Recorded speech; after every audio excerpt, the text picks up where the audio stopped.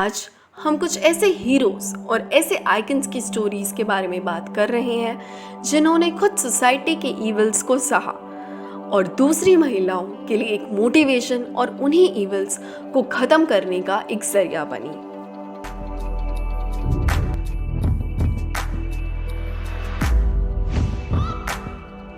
Human trafficking एक multi billion industry बनते जा रही है जिसमें ह्यूमंस को as forced labour, sexual slavery या कमर्शियल सेक्सुअल एक्सप्लॉयटेशन के लिए ट्रैफिकर्स के थ्रू ट्रेड किया जाता है। इसमें न केवल औरतें बल्कि अंडर एज बच्चे भी शामिल रहते हैं। इंडिया में हर साल अराउंड 65,000 अंडर 16 बच्चे ट्रैफिक किए जाते हैं, जिनमें से कई तो 5 साल से भी कम के होते हैं।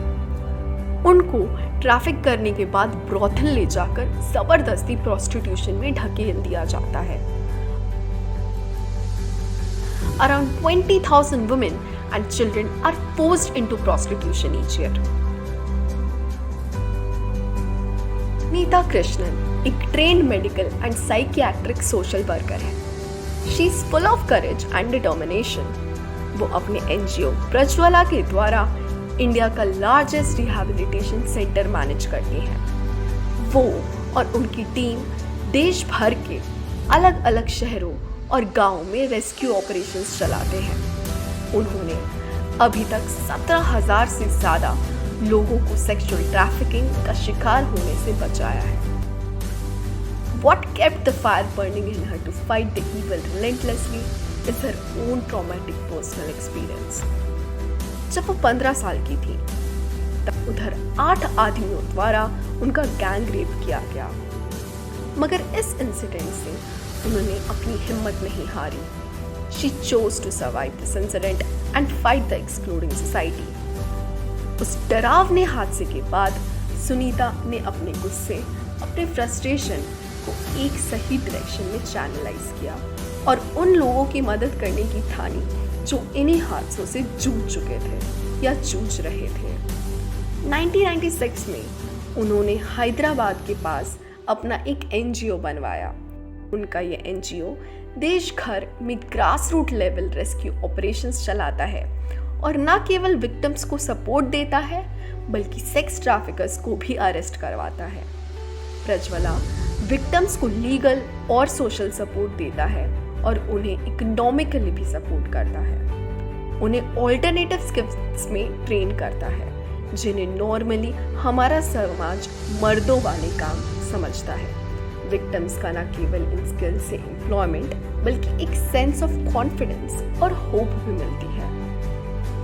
2016 में सुनीता कृष्णन को उनके इस असाधारण काम के लिए देश का 4th highest civilian award Padmashri से भी सम्मानित किया गया।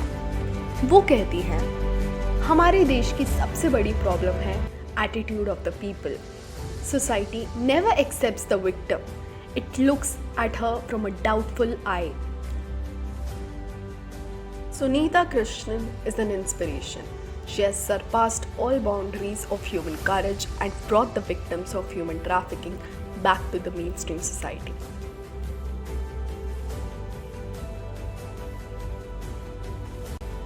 हमारी दूसरी कहानी एक और बहादुर औरत की है जिनकी वजह से इंडिया में सेक्सुअल हैरेसमेंट लॉज बने।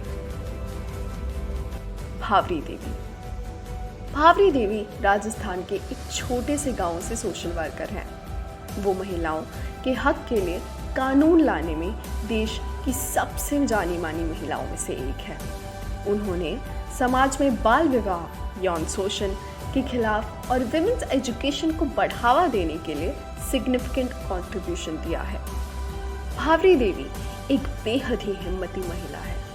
उनकी कहानी आज हमारे लिए एक इंस्पिरेशन है। कई सालों पहले उनके साथ एक खौफनाक घटना घटी जिसके बाद उन्होंने देश का सबसे बड़ा आंदोलन छेड़ा।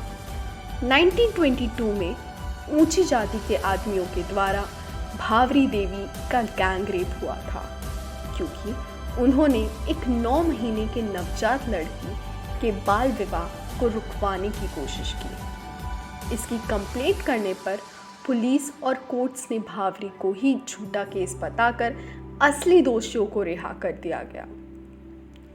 इस नाइंसाफ़ी के बाद हमारे देश में एक नेशनल मूवमेंट की शुरुआत हुई। भावरी देवी ने चाइल्ड मैरिज के अगेंस्ट कई सोशल कैंपेन्स ऑर्गेनाइज किए और राजस्थान सरकार के साथ मिलकर विमेन एम्पावरमेंट के लिए काम किया। भावरी देवी के केस ने इंडिया के फेमिनिज्म मूवमेंट को शेप किया।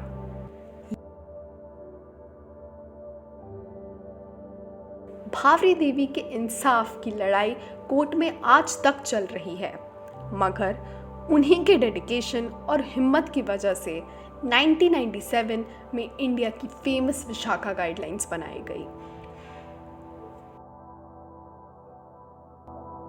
विमेन एक्टिविस्ट्स और लॉयर्स का ये कहना है कि भावरी देवी ने जो सोशल चेंज लाया है वो सिर्फ और सिर्फ उनकी मेहनत और लगन का नतीजा है।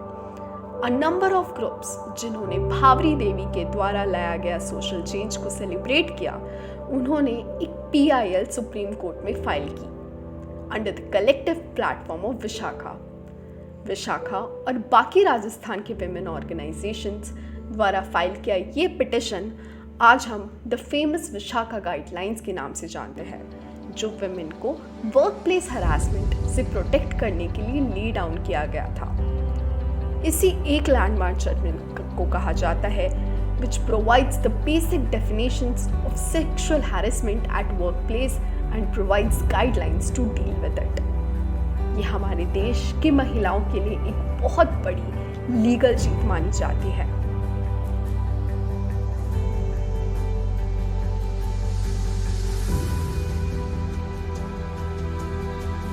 Crimes against women are very common in India since centuries। Rape cases तो इस लिस्ट का मेजर पार्ट है। आए दिन रेप केसेस के बारे में सुनना एक नॉर्मल बात बन गई है, पर 2012 के एक रेप केस ने पूरे देश को हिलाकर रख दिया। The famous 2012 Nirbhaya rape case. Delhi शहर में एक 23 साल की फिजियोथेरेपी इंटर्न, जिसे बाद में देश ने निर्भया का नाम दिया, वो 16 दिसंबर की सर्द रात को अपने दोस्त के साथ बस से वापस अपने घर लौट रही थी, मगर उसी बस में बैठे ड्राइवर समेत 6 हैवानों के दिमाग में कुछ और ही था। दोस्त को बुरी तरह जख्मी करने के बाद निर्भया के साथ बारी बारी से गैंग रेप किया गया। निर्भया ने खुद लड़ने की कोशिश की, मगर उसी गाड़ी में दुष्कर्म करने वाले दरिंदों से वो बच ना सकी। 2 हफ्तों तक जिंदगी से जंग लड़ने के बाद आखिर में 29 दिसंबर 2012 को निर्भया ने आखिरी सांस ली। इस हादसे ने हर इंसान के मन में आक्रोश भर दिया था। खबर सुनते ही दिल्ली समेत पूरे देश में भारी प्रोटेस्ट चलने लगे। यहाँ तक कि ये न्यूज़ इंटरनेशनल हेडलाइंस बन गई। इस केस को लड़ने के लिए निर्भया की मां ने अपनी लॉयर सीमा कुशवाहा के साथ बहुत साहस और हिम्मत दिखाई। भले ही इस मामले के आरोपियों को फांसी लगने में 8 साल लग गए, मगर इस केस की वजह से इंडियन एंटी रेप लॉज को और ज़्यादा स्ट्रिक्टनेस मिली। अब रेप की पनिशमेंट्स को और ज़्यादा टफ कर दिया गया है, which includes death for repeat rape offenders. इसी केस के बाद गवर्नमेंट द्वारा निर्भया फंड का भी निर्माण हुआ। इसे स्पेसिफिकली डिज़ाइन किया गया था अलग अलग स्टेट्स द्वारा for women safety and security eight public places.